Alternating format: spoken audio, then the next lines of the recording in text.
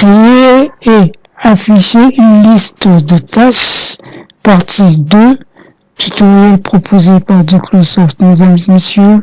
Comme je l'ai dit dans le précédent tutoriel, alors ici, je vais vous expliquer comment nous sommes arrivés à avoir ce résultat, c'est-à-dire à afficher cette page. Cela dit, je repars au niveau de mon code. Donc, je prends mon éditeur de texte et voici le code. Il est bien là et c'est ce code que je vais me permettre de vous expliquer. Alors déjà pour commencer, il y a un cours sur le HTML et le CSS au niveau de la plateforme e-learning Tanga. Et pour ceux qui veulent une formation en HTML et CSS, vous n'avez qu'à prendre une inscription. Cela dit, dans le cours sur la plateforme e-learning Tanga, la structure de base HTML est déjà expliquée. Donc ce que je me permets ici d'expliquer, c'est tout simplement cette balise, la balise form. Alors, la balise form est cette balise qui permet justement de mettre en place un formulaire. Donc en HTML, le formulaire se crée à travers la balise form. Alors ici, qu'est-ce qui se passe? Déjà, vous avez dans la grande balise HTML, la balise head qui représente l'entête de la page et juste au niveau de l'onglet de notre navigateur s'affiche ceci. Title, c'est le titre qui s'affiche sur l'onglet du navigateur. Et ici, le titre qui s'affiche sur l'onglet du navigateur est intitulé Ma liste des tâches. Dans Body, qui est le corps de notre page, et tout ce que s'affiche sur la page vient généralement de Body. Alors, nous avons un titre H1. Ces différents titres sont déjà examinés dans le cours, et H1 est un titre de niveau 1, c'est dit dans le cours, et ce titre ici a pour contenu ma liste de tâches. Ma liste de tâches, et c'est ce que vous remarquez au niveau de votre navigateur. Voici le H1, il est bien là. Ma liste de tâches. Ceci est le H1 et le formulaire vient après le titre. Donc voici le formulaire, il est bien là et son contenu, il y a un input du titre du type texte et il y a ensuite un bouton qui permet, enfin un bouton nommé ajouter. Voilà. Le formulaire, il est bien là. Nous avons donc notre input du type texte et le bouton ajouter qui est bien là. Voici la petite explication que je voulais donner. Et comme là, vous remarquez que ce texte semble brut. Ce que nous allons faire, en tout cas ce qui s'affiche là, semble brut. Ce que essayer de faire par la suite, c'est d'apporter un petit arrangement.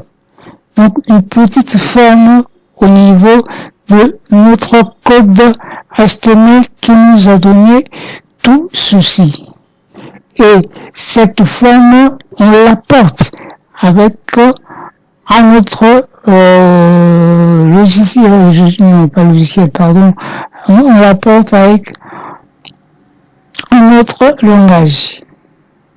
Tout à l'heure, nous avons travailler avec le HTML. Tout ceci n'est que du HTML. Ce code que vous voyez, tout ceci n'est que du HTML et ça nous a permis justement de mettre en place notre formulaire, mais de façon brute, comme je dis. Donc c'est le fond. Et ce que je compte faire par la suite, c'est ajouter une forme. Et pour ce faire, je vais cette fois-ci utiliser non pas le HTML, plutôt le CSS. Donc un autre langage qui vient compléter le HTML. Je crée un nouveau fichier. Et ce fichier, il doit se retrouver dans le même dossier, que le fichier HTML. Donc, liste tâches. CTRL S. Et je suis effectivement dans mon dossier. Le schéma est bien là, bureau. Et le dossier liste tâches, c'est bien notre dossier, celui que nous avons créé précédemment, et c'est dans ce dossier que nous allons insérer le fichier CSS que nous créons présentement. Et ce fichier, je le nomme style.css. Nommez-le comme bon vous semble, pourvu qu'à la fin qu'il y ait l'extension .css pour dire qu'il s'agit là d'un fichier CSS. Une fois que c'est fait, vous pouvez cliquer sur enregistrer ou à touche valider de votre clavier. Alors, quel sera le contenu de ce fichier? Je mettrai ici un bout de code et je vais plus tard expliquer. Voici donc le contenu de notre fichier style.css.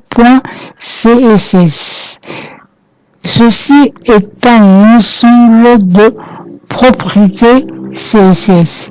Ça nous permet tout simplement de donner une forme à notre fichier HTML.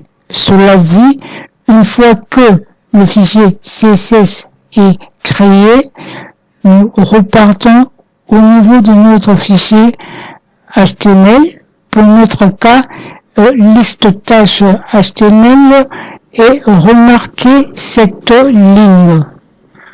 Remarquez cette ligne. Link rel stylesheet href égale style.css. Alors, prêtons d'abord attention à cette partie de la ligne. Href est un attribut qui a pour lui, href est un attribut qui a pour valeur style.css. Style.css n'est autre que le nom de notre fichier CSS. Ce fichier, nous l'avons créé et nous l'avons nommé style.css. Et ce fichier contient les propriétés de notre page HTML. Cette ligne est obligatoire et elle est à placer dans notre fichier HTML et au niveau de la tête. Donc au niveau de notre head. Au niveau de notre head. Je reprécise. Cette ligne est obligatoirement à saisir dans l'entête de notre fichier HTML. Et elle a pour objectif de créer un pont entre le fichier HTML et le fichier CSS.